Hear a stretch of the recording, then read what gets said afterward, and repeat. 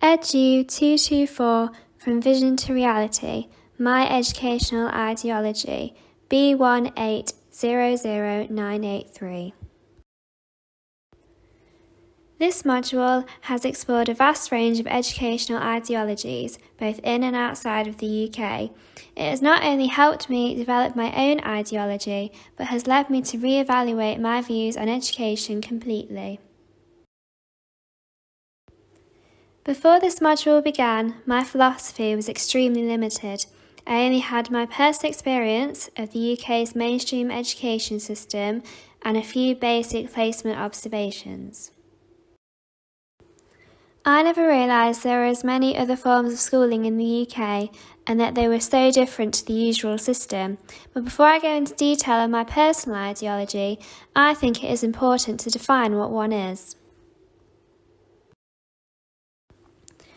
According to Matheson, an educational ideology is any package of educational ideas held by a group of people about formal arrangements for education. This seems extremely broad. However, some people have attempted at categorizing educational ideologies into groups. In an introduction to the key disciplines in education studies, Dufour and Curtis outline three groups that ideologies can be sorted into, where they are concerned with either knowledge, which advocates a disciplined and rigorous approach to study, the individual, which is child-centered learning, or society, where learning is seen as an organic process, not linear. However, in relation to my educational ideology, I believe that mine is a combination of these three groups, as I find it difficult to simply place my thoughts into a category.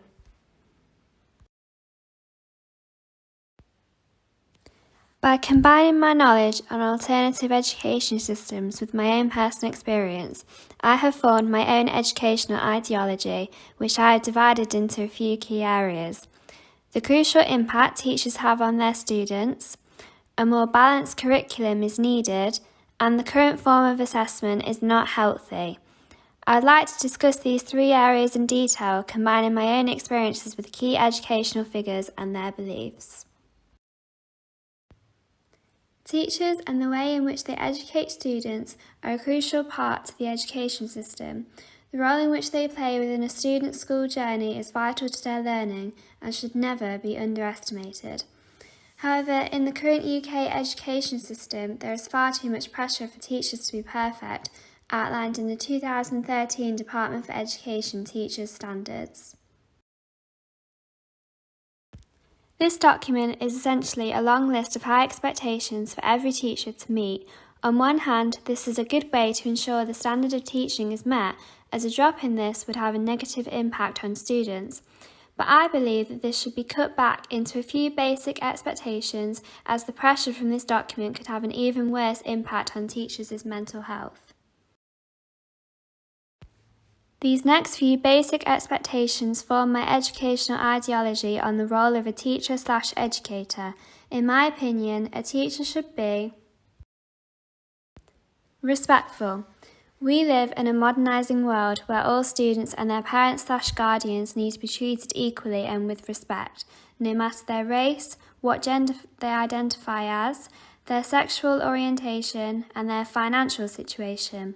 Therefore, teachers in this changing world should go to work with an open mind and attempt to put aside their own beliefs for the benefit of a child's well-being and school life. Approachable. Students need to feel as if every teacher is approachable, whether it be to help with their schoolwork or any personal issues. In my personal experience, this also reflects learning and the general atmosphere in the classroom. At school, if I did not feel as if a teacher was approachable, this affected my general confidence, especially in my learning.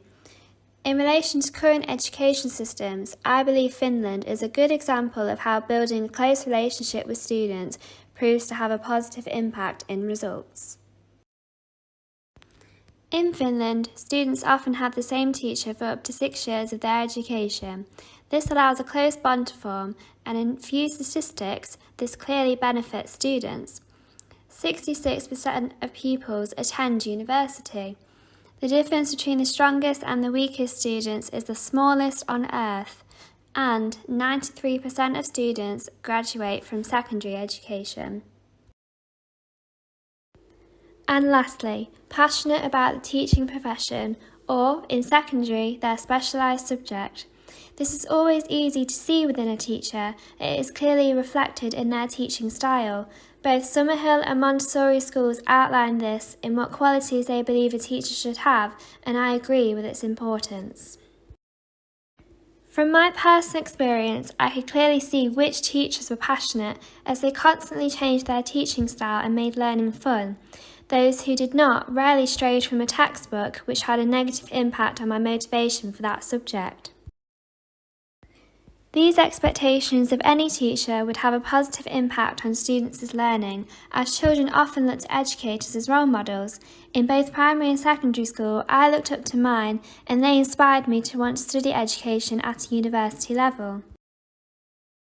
The second part that makes up my educational ideology is that a more balanced curriculum is needed. From my personal experience, it was clear that some subjects were prioritised over others, such as science placed over physical education. Steiner Schools' curriculum has an emphasis on the whole development of the child, spiritual, moral and academic. In my educational ideology, I believe all subjects should be taught equally and that a student should have the choice of what they choose to focus on in more depth. In my personal experience, I felt as if there was a hierarchy of subjects at secondary school. My history and geography teachers laughed when I said I chose art to study at GCSE, asking, "What is the point?" In my opinion, art was a relaxing subject, one that allowed me to choose what materials I used and which artists to study.